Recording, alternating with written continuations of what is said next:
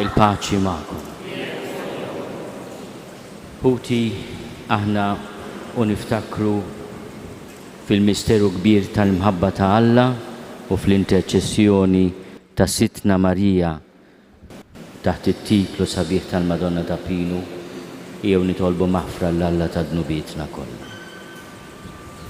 Nistqalla Alla li jista' kollox u lilkom Puti li nadnibt ħafna bil-sieb, bil-kliem, bil-emil u billi ħallejt mirjieti. Tija tijaj, bl-akbar tija. Għalek nitlob lill-imqazza Marija dejjem Verġni, lill-anġu il-qaddisin kollha u lilkom Puti biex jitolbu għalija lill-mulej Alla tagħna. Eħenna lina Alla li jista' kollox jaffrinna dnubietna u jwassalna l-ħajja ta' dejjem.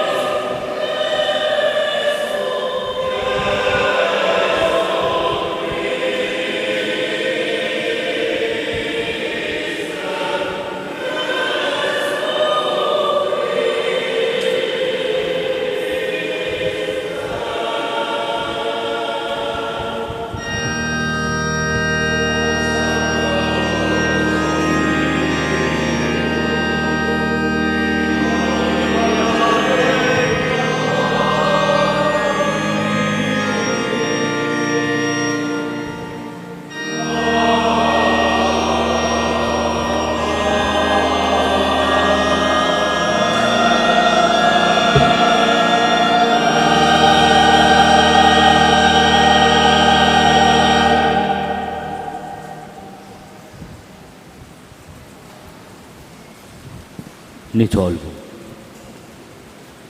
U Alla ħanini afmana b'nedmin dajfa biex aħna li namlu l-festa tal-Qaddisa ta' Alla imtella s-sema meqjuma f'dan is-santwarju ta' Pinu bil-għajnuna tat-talb tagħha nintrefu minn ħżunitna u ngħixu ħajja qaddisa.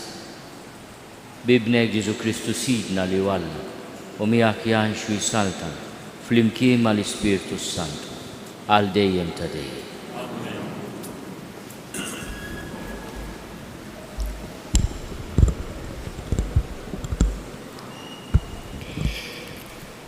Qari mill-ktieb tal-profeta Zakkarija.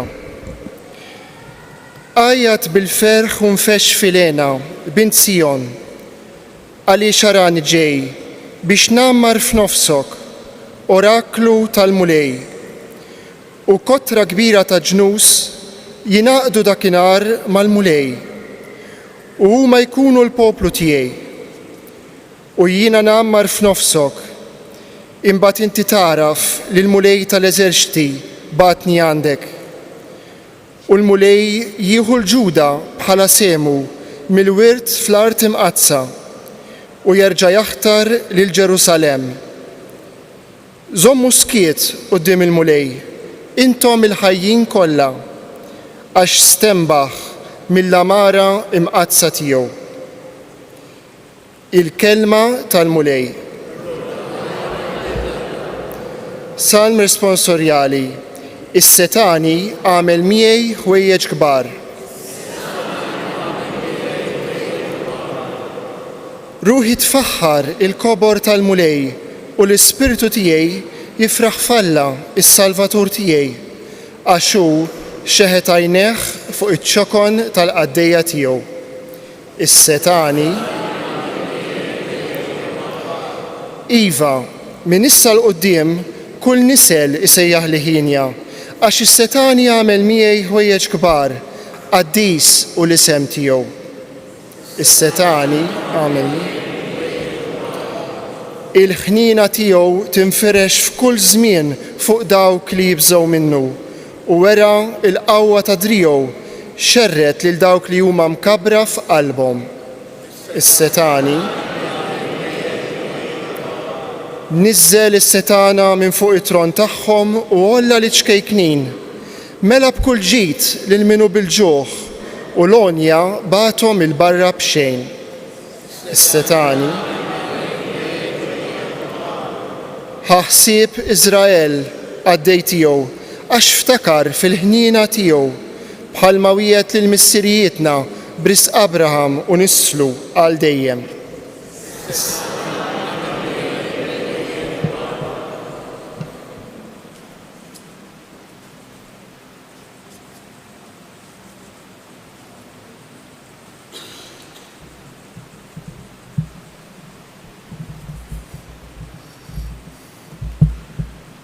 Qari mill-ktieb tal-Atti tal-Apostli.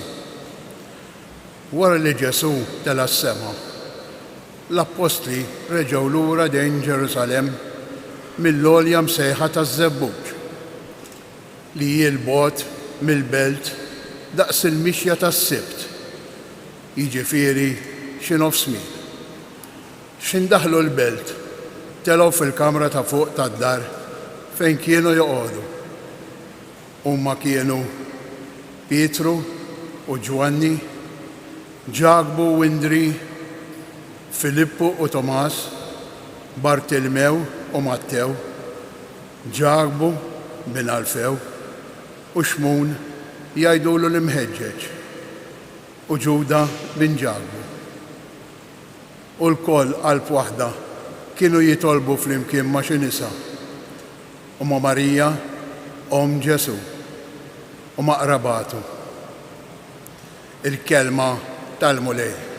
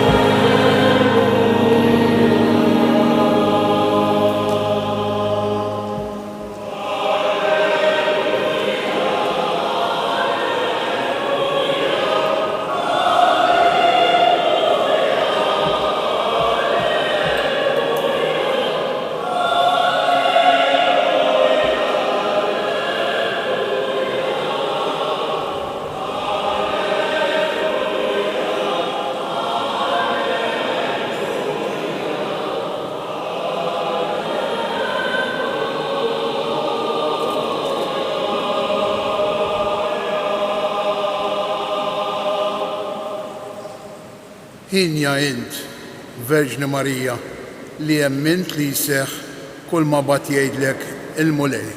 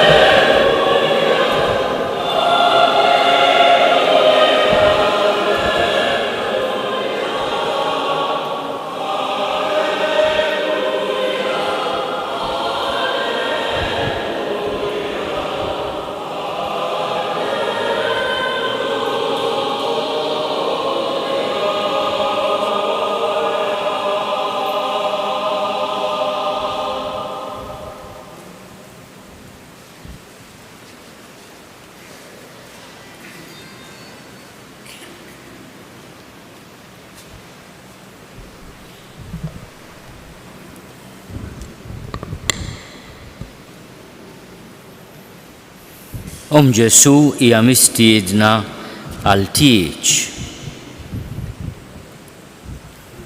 It-tieġ isir mhux il-bogħod minn Nażaret, f'raħal ieħor tal-Galilija jismu Kana. Anke Ġesu huwa mistieden. U nistgħu nimmaġinaw li allura hemm il-qraba tagħhom ukoll. Imma Ġesu iġib miegħu id-dixxipli tiegħu. Ma kinux jiġu mill-arajjes, imma hu ġabhom miegħu. Ġesu kien mistieden għat-tieġ u wkoll flimkien mad-dixxipli tiegħu. Anke fit-tieni qari li smajna llum, insibu li fil-kamra ta' fuq tad-dar fejn kienu joqogħdu l-ewwel dixxipli kien hemm il-11 għaliex Ġuda l-Iskarjota ma kienux għadu magħhom, nafu x'jiġralu. Imma flimkien mal-11 kien hemm ukoll xi nisa, Marija om Ġesu u qrabatu. Nistgħu ngħidu li dawn iż-żewġ gruppi ta' nies insibuhom fil-bidu tal-ħajja pubblika ta' Ġesu, anke bħala xhieda ta' dan l-ewwel sinjal. Allura qed ngħid il-qraba ta' Ġesu, ommu, imma wkoll id-dixxipli tiegħu. Tantu hekk li din l-esperjenza immarkat id-dixxipli ta' Ġesu u San Ġwan jgħidilna dak li għamel Ġesu f'Kana tal-Galilja kien l-ewwel wieħed fost is-sinjali tiegħu, bih wera l-glorja tiegħu u d-dixxipli tiegħu emmnu fih. Id-dixxipli tiegħu emmnu fih. Fuq il-qraba ma jgħid xejn. Forsi għax tkun taf ir-razza u r-radika u ma nkomplux. Imma l-qraba insibuhom ukoll wara li Ġesu tela s-sema, insibuhom flimkien mad-dixxipli u ma' om Ġesu. Irridu niftakru li fl-istess Vanġelu li minna ittieħdet is-silta tal-lum, il-qraba ta' Ġesu insibuhom ukoll meta tasal is-sija tiegħu. X'qalilha Ġesu lill-Madonna meta qaltlu m'għandhomx inbit, jiġifieri jagħmel xi ħaġa. Is-sija tiegħi għadha ma waslitx. Il-Papa Franġisku minn hawnhekk fit-2 ta' April għallinna is-sija ta' Ġesu kienet il-mewt tiegħu fuq is-salib. Għaliex fil-mewt tiegħu fuq is-salib kella tinfetaħ għajn ta' ħniena u ta' barka. U kien għadu fil-bidu hawnhekk f'Kana tal-Galilija, ma kienx waslet is-sija tiegħu. Imma il-Madonna tajt lil qaddejja kelma li tibqa' għażiża għal kull wieħed waħda minna wkoll. Għamlu kull ma jgħidilkom hu.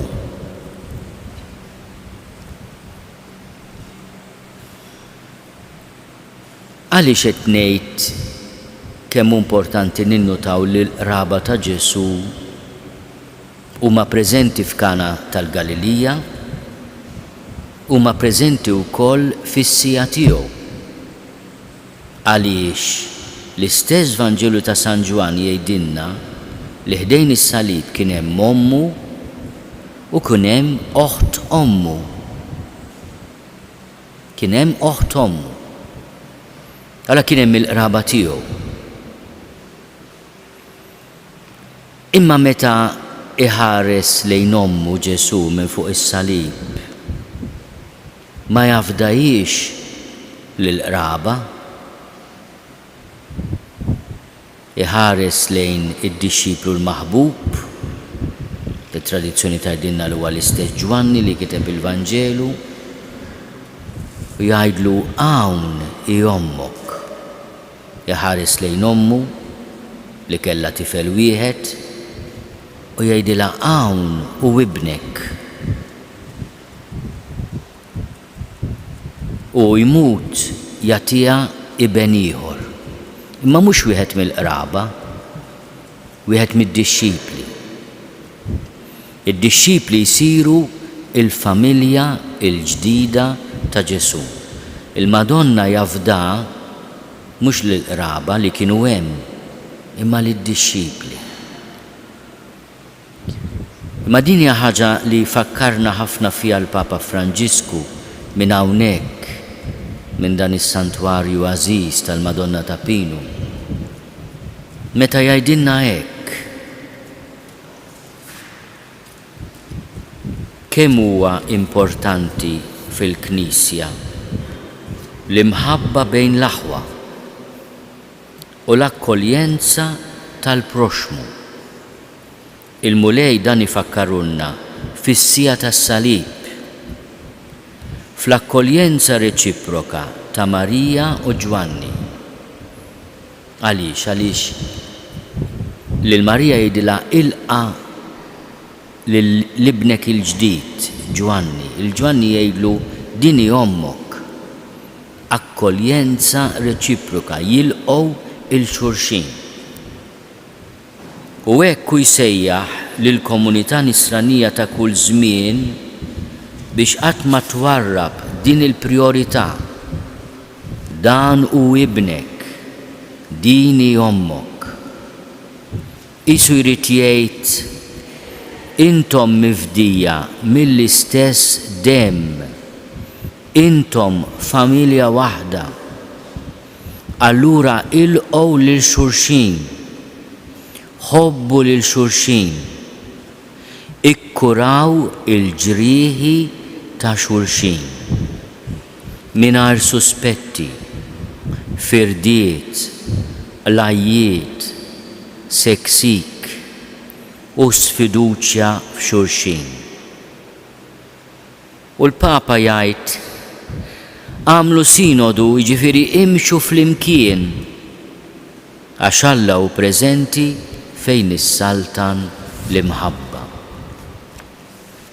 Mela l-arajjes ta' Kana kellhom il-grazzja, jilqgħu il-Marija bħala mistiedna, stiednu wkoll il-Ġesu xi grazzja. Ikollok il-Maronna u l-Ġesu mistiednin għat-tieġ. Apparti mbagħad ma jibqalek xi mbit u jirranġalek li mgħallem imbuttat minn ommu. U jagħmillek imbit m'hawnx bħalu u siġġarar mimlijin. X'aktar x'għamilhom 1000 fl-ixkun imbit. Veri mhux tan li ma kellhomx tal-lhom biex isakru l-Galilija kollha naħseb jien. Ma dak li mgħallem li fil-ħin tiegħu jaf ikattar bil-mod tiegħu u dejjem ġeneruż, xi ħaġa li jħobb jirrepetiha ħafna l-Papa Franġisku. Imma fuq is-salib lil Ġwanni u l-Marija jitlobhom jilqgħu l-xulxin bħala l-familja ġdida tiegħu. Avolja mill-qraba, u l-qraba mhux se jabbandunaw għall-Madonna, nerġgħu niltaqgħu magħhom anke wara Ġesu jitla s-sema kien hemm ma' Marija u Ġesu u qrabatu. Imma l-familja ta' Ġesu, il-familja ġdida, hija aħna mifdijin b'demmu li gelgel minn ġbinu u mill-ġisem għażiż tiegħu fil-passjoni ħarxa tiegħu. U din hija stedina biex nilqgħu il-xulxin. San Pawl missierna għandu din l-espressjoni sabiħa, dwar l-akkoljenza, ilqgħu il-xulxin bħalma Kristu laqa lilkom. Issa f'dan il-verb li juża li tilqa' tfisser ukoll tieħu paċenzja. Tieħu paċenzja. Ejjew nitolbuha ħafna l-Madonna llum taħt it-titlu sabiħ tal-Madonna ta' Pinu li nifmu x'qed jipprova jgħidilna l-Papa meta jgħidilna ilqgħu lil xulxin, l-akkoljenza reċiproka li nilqgħu lil xulxin. Li aħna lura nifmu intom mifdija mill-istess dem. Aħna minn aħna naħsbu x'naħsbu. Aħna mifdija mill-istess dem. Aħna familja waħda. Allura nilqgħu lil xulxin, inħobbu lil xulxin. Nikkuraw il-ġrieħi ta' xulxin, mhux inferu xulxin, nikkuraw il-ġrieħi ta' xulxin. Nitolbuha ħafna l-Madonna biex aħna li aħna parti mill-familja ta' Ġesu, mifdija bid-demm imqaddis tiegħu. Fis-sija tiegħu li diġà ra ġejja fil-Vanġelu ta' Kana tal-Galilija. Aħna jkollna l-grazzja li nilqgħu tassew xulxin fl-imħabba kif qalilna il-Papa Franġisku.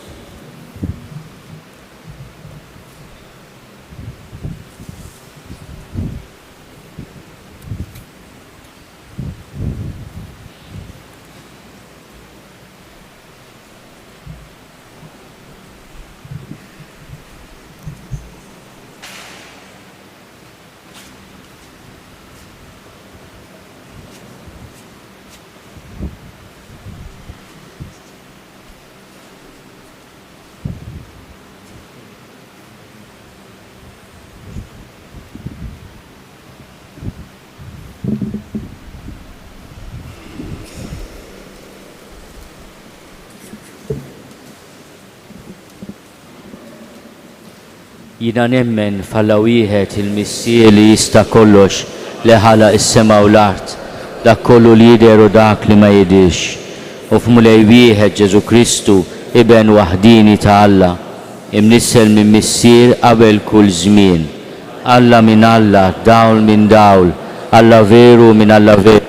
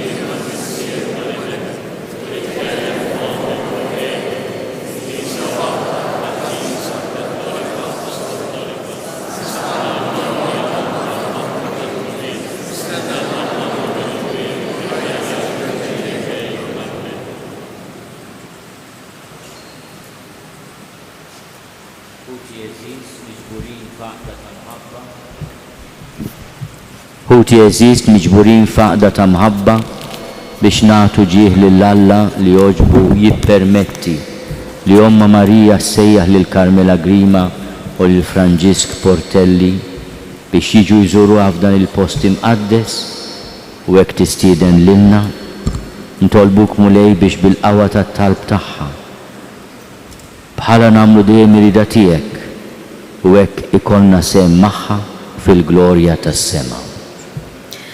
Għall-Knisja mqazza tiegħek biex bl-għajnuna ta' Marija turu lill-bnedmin kollha li Alla ħalqhom għall-glorja tiegħu. Turihom it-triq u tgħinhom fil-mixja tagħhom lejn is-sema nitolbu. Ismana nitolbuk mulej. Għall-mexxejja ta' pajjiżna kif ukoll tal-ġnus kollha biex imdawlin minn Omna Marija ifittxu dejjem li jaħdmu għal ġid tal-popli ħalli jgħixu fil-paċi nitolbu. Ismana nitolbuk mulej. Minn dan is-santwarju għażiż ta' Omna Marija, kompli jixħet mulej ħarsa ta' mħabba fuq il-familji tagħna, l-aktar dawk li fihom hemm il-firdiet u l-mart nitolbu. Ismana nitolbuk mulej. Ħajkun il-leħen ta' Omna Marija stedina għażażaħ tagħna sabiex fiskiet ta' dan is-santwarju jitalmu jisimgħu u jwieġbu għal kelma tiegħek nitolbu. Ismana nitolbuk mulej. Minn fuq is-salib inti tajtna lil ommok biex tkun omna. Żomna taħt il-ħarsa materna tagħha. Ħatkun għalina gwida u għallima spiritwali fil-mixja tagħna lejn is-sema nitolbu. Ismana nitolbuk mulej. Mulej Alla tagħna li jogħġbok issejħinna biex niġu f'dan il-post qaddis li minnu bl-interċessjoni tal-Verġni Marija mollija s-sema ix-xerret għad kbir ta' grazzi fuqna, għatina qalb safja u twajba ħalli nikbru fil-fidi u mmexxijin mill-kmandamenti tiegħek nitalmu nħobbu lilek fuq kollox u lil ħutna bħalna nfusna bl-istess Kristu Sidna.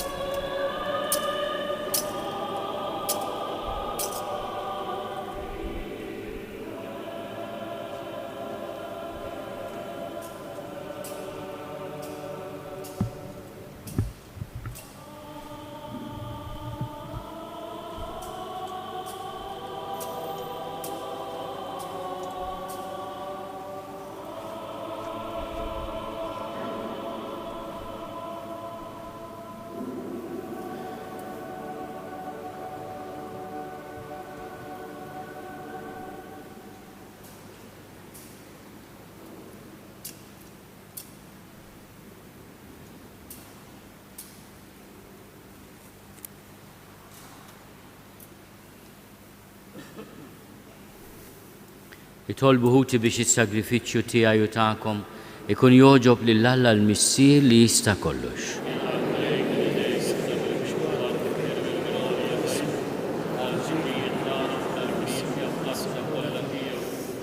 Ferħanin bil-festa ta' mibnok nofrulek mulej is-sagrifiċċju ta' tifħir biex b'din il-qima qaddisa u l-grazzja tiegħek niksbu dejjem iżjed il-frott tal-fidwa tagħna bi Kristu Sidna.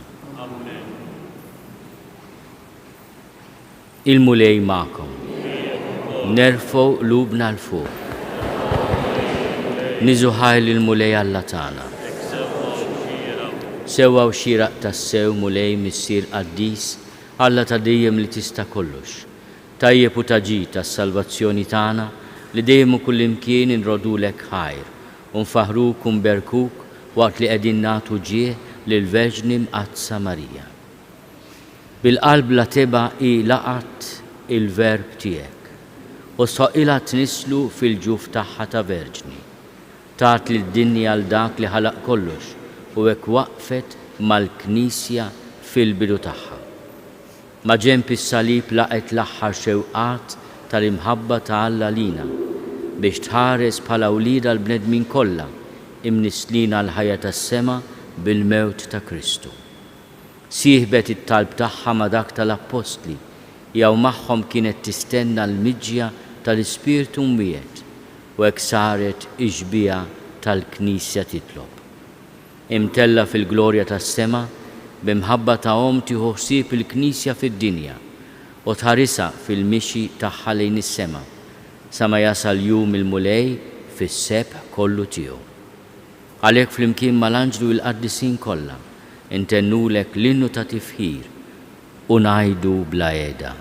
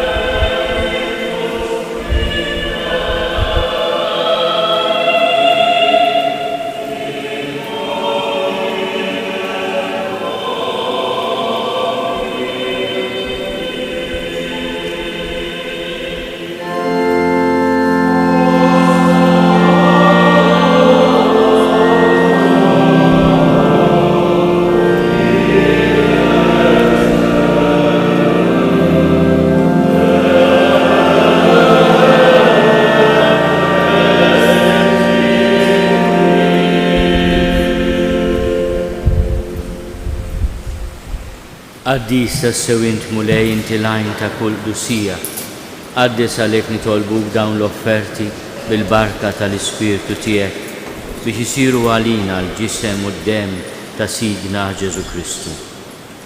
Li meta kien se jingħata biex minn rajħi bati bħal ħobs rat-il-ħajr qasam tal id-disċipli tiegħu u qal: ħudu u kulu l-koll minn dan, għax dan huwa ġismi li jingħata għalikom.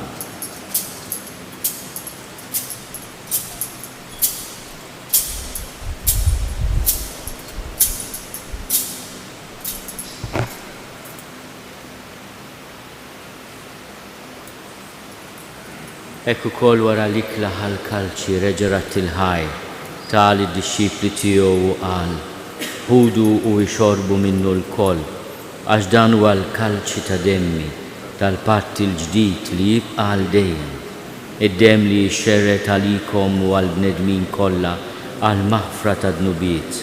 Għamlu dan tifkira tiegħek.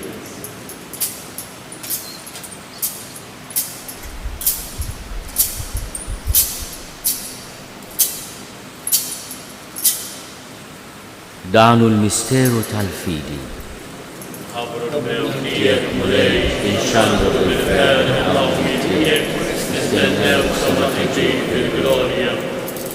għalhekk aħna u nagħmlu dan tifkira tal-mewt u l-qawmien ta' Sidna Ġesu Kristu. Nofrulek mulej il-ħobs tal-ħajja u l-kalċi tas-salvazzjoni. U rodulek ħajra xogħġbok tilqana hawn quddiemek biex naqduk.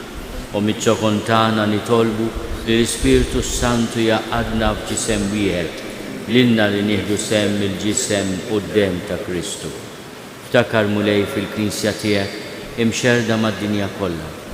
Wettaqaf l-imħabba flimkien mal-Papa Franġisku, mal-Isqof hija, Isqof ta' din id-Djoċeżi Anton, miegħi għaddej tiegħek mingħajr ma jistoqli, mal-Isqof Joseph li qed jgħinni u mal-ministri tiegħek kollha. Ftakar ukoll fħutna li raqdu bit-tama tal-qawmien, ftakar fil-mejtin kollha. Daħalhom quddiemek fid-dawl tas-seb tiegħek. Ħenna lina l-koll nitolbuk, għati lilna wkoll il-wirt tal-ħajja ta' dejjem. Flimkien mal-Verġni mqazzom Malla Marija, mar-raġel ġus tagħha San Ġusepp mal-Apposti u l-qaddisin kollha li jgħixu fil-ħbiberija tiegħek sa mill-bidu tad-dinja. Għamel li magħhom infaħruk u nsebbkuk Ġesu Kristu ibnek. Bi Kristu ma' Kristu fi Kristu jingħata lilek Alla Missier li tista' kollox flimkien mal-Ispirtu Santu kull ġieħu glorja għal dejjem ta' dejjem. Ejjew nitolbu kif għallimna u ridna nagħmlu li bent Alla għas-salvazzjoni tagħna. Missierna li inti fis-smawwiet jitqaddes ismek, tiġi saltnatek, ikun li titint kif is-sema edda fl-art. Ħobżna ta' kuljum għatina llum, aħfrinna dnubietna bħalma naħfru lil minu għati għalina. La ddaħħalniex li tiġri, iżda eħlisna mid-denja. Eħlisna nitolbuk mulej minn kull denja. Għatina fit-tiebu ħnina tiegħek il-paċi fi żmienna. Biex inkunu ħielsa dejjem mid-dnub u mħarsa minn kull inkwiet. Aħna u nistennew u nittamaw ilejna u l-miġja tas-Salvatur tagħna Ġesu Kristu. Mulej Ġesu Kristu li għadt lill-Apostli tiegħek inħallilkom is-sliem, nagħtikom is-sliem tiegħi. La tħares lejn dnubietna, iżda ħares lejn il-fidi tal-Knisja tiegħek. Għati jaslimu l-għaqda li inti trid fiha, inti tgħixu s-saltan għal dejjem ta' dejjem. Il-paċi tal-mulej tkun dejjem magħkom. Għatu l-paċi lil xulxin.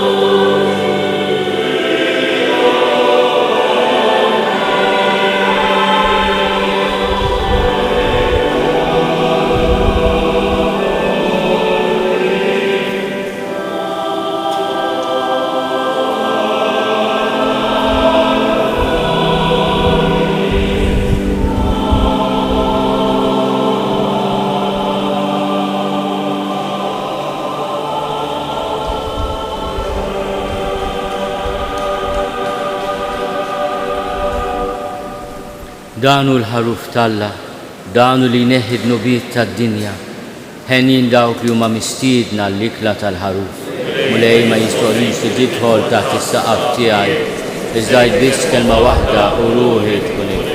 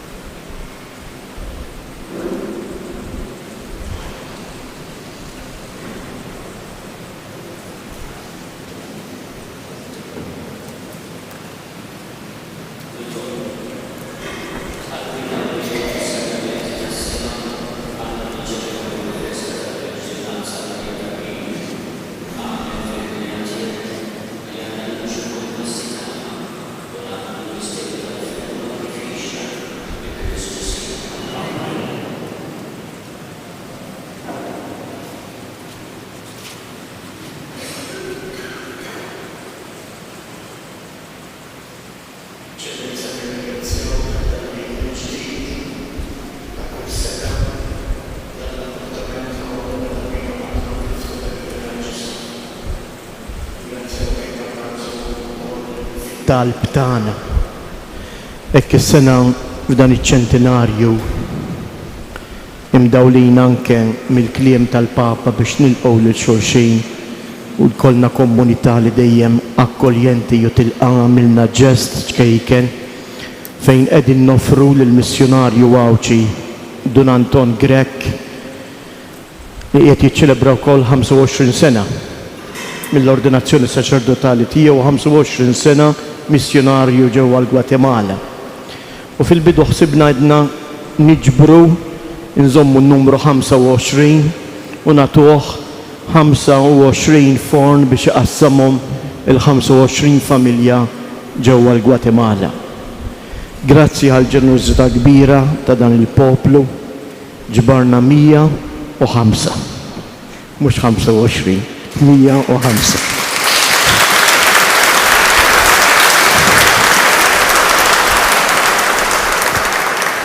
In-naħa t'isfel tistgħu taraw anke Dun Anton diġà bat l-ewwel 40 familja qegħdin għandkom ir-ritratti fil-bord isfel l-ewwel 40 familja li jirċevew dan ir-rigal li intom tajtuhom. Anke hu jibgħat jirringrazzjakom u fuq kollox iwedkom it-talb tiegħu. Nixtiequ nħallulek rigal ċkejken, Eċċellenza, u din is-sena wkoll għamilna inċiżjoni tal-Madonna ta' Pino. Nafu kemm hija l-qalbek din ġbija għażiża u għalhekk illum qed nofru lilek.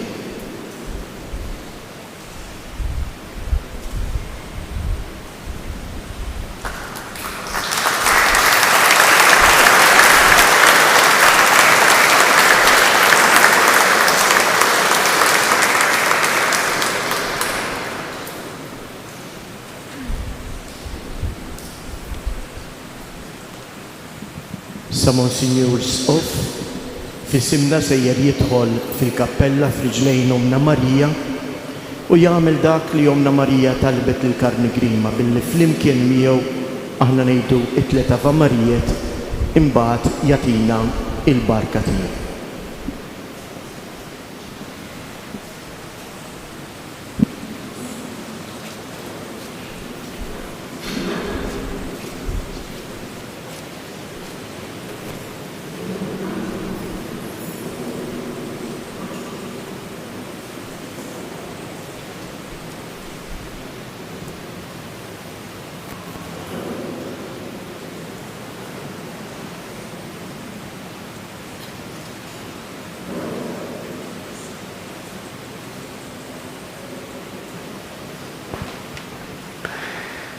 Ejjew nitolbu flimkien bl-interċessjoni ta' Sitna Marija ta' Pino. Slim għalik Marija, bil-grazzja mimlija il-mulej miegħek, imbierka inti fost in-nisa, imbierek il-frott tal-ġuf tiegħek Ġesu. Qaddisa Marija Ommalla, itlob għalina bidinbin, issa u fis-sija tal-mewtana. Amen. Slim għalik Marija, bil-grazzja mimlija il-mulej miegħek, imbierka inti fost in-nisa, imbierek il-frott tal-ġuf tiegħek Ġesu. Qaddisa Marija Ommalla, itlob għalina midinbin, issa u fis-sija tal-mewtana. Amen. Slim għalik Marija, bil-grazzja mimlija il-mulej miegħek, imbierka inti fost in-nisa, imbierek il-frott tal-ġuf tiegħek Ġesu. Qaddisa Marija Ommalla, itlob għalina midinbin, issa u fis-sija tal-mewtana. Amen. Sitna Marija ta' Pino, itlob għalina.